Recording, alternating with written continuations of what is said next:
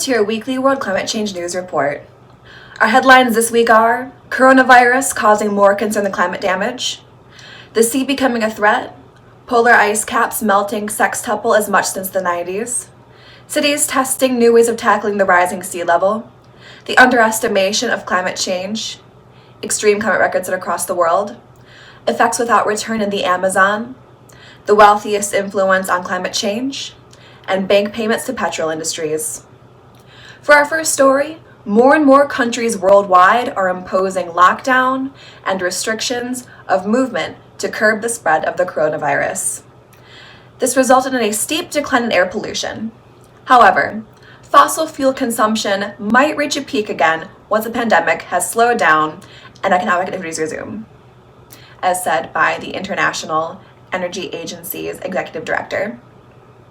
In that case, investment in renewable energy and electric vehicles are expected to be lower. He wrote that governments could instead put stimulus packages towards fights against climate change. Our next story, the coronavirus causes more concern than the climate change crisis. In the face of two global crises, climate change and the coronavirus, even if we have compelling evidence of the economic and social impacts for both, our reactions are very different. According to 6 interviewed experts, the varying levels of concern can be explained by 3 main factors. First, we don't need scientific knowledge to understand the coronavirus threat, while global warming causes and effects seem complex. Second, it's easier to incriminate a virus and react to protect ourselves from it than to question oneself's responsibility personally as a cause of climate change. And the third reason, people are less sensitive to threats that are considered to be long-term, such as climate change. For our third story, the sea is becoming a threat. Climate change is accelerating the melting of the Arctic ice, causing sea levels to rise at a much faster rate than expected. The latest reports reveal that around 400,000 people will have to leave their homes in the year 2100 as a result of floods and erosion of the coasts. It is estimated that for that year, the sea will rise 53 centimeters. Melting ice leads not only to the rise of sea levels, but also to loss of Arctic life, decreasing the biodiversity at the poles. Moving on to our fourth story, the polar ice caps are melting sextuple the amount since the 90s. Scientists from the Intergovernmental Panel on Climate Change suggest that the polar ice caps are melting 6 times more compared to the melting in the 1990s. The resultant sea level rise is known to cause long-term problems such as coastal flooding and erosion. 475 billion metric tons have been lost, 6 times more than the 81 billion metric tons annually lost from the 1990s, summing up to a total loss of 6.4 trillion metric tons from 1992 to 2017. For our next story, cities test new ways of tackling the rising seas. A recent study by the Coalition for Urban Transitions shows that 1 in 10 people living in low-lying coastal areas are at risk of flooding, especially in cities less than 10 meters above the sea level. Cities around the world are taking action to mitigate climate change effects and to build long-term resilience. China, for example, launched a $12 billion project to improve cities' drainage, and Singapore is investing up to $100 billion over the next 50 to 100 years in a new coastal defense system. Our next story, climate change is often underestimated.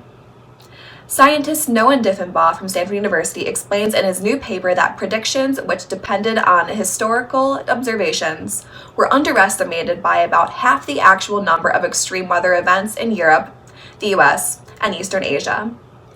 By performing various methods using data from 1961 to 2015 to evaluate extreme climate events in the last decade, he cited that climate change played a major role in the large number of extreme weather occurrences.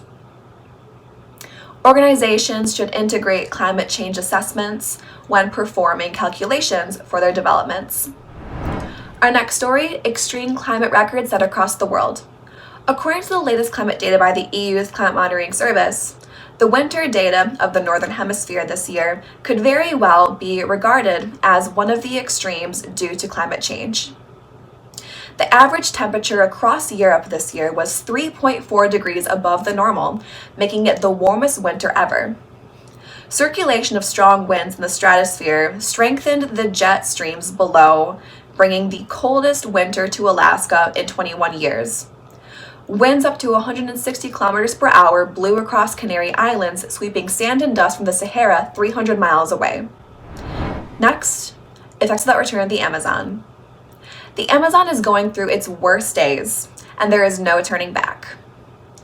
Antonio Donato Nobre, who has lived in the Amazon for many years and dedicated his life to study the region, is concerned about the situation and thinks that climate change and the government are the main drivers for what is currently happening.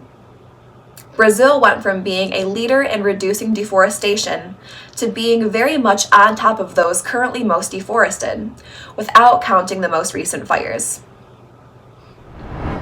Next up, the wealthiest influence on climate crisis. A new international study revealed that the wealthiest 10% of people use up to about 20 times more energy than the bottom 10% of people. The world often comments on China and India for the dependence on coal energy, but only 2% of Chinese citizens and 0.02% of Indian citizens are in the top 5% of energy consumers. This is a very stark difference from the UK, where 20% of the public is in the top 5%. Germany has 40% of its citizens in the top 5%, and every single person living in Luxembourg is in the top 5%. And finally, our last story, bank payments to petrol industries. Studies show that the world's largest investment banks have funneled more than 2.2 trillion euros into fossil fuel industry. Warnings towards what this could mean to the environment were made by many, with the belief that this could lead to a climate crisis. The analysis, published in Banking on Climate Change Report 2020, shows that there has been a surge by nearly 40% in the new fossil fuel extraction since the Paris Agreement. This concludes this week's news. Please stay safe. Subscribe for weekly world climate change news updates every Saturday.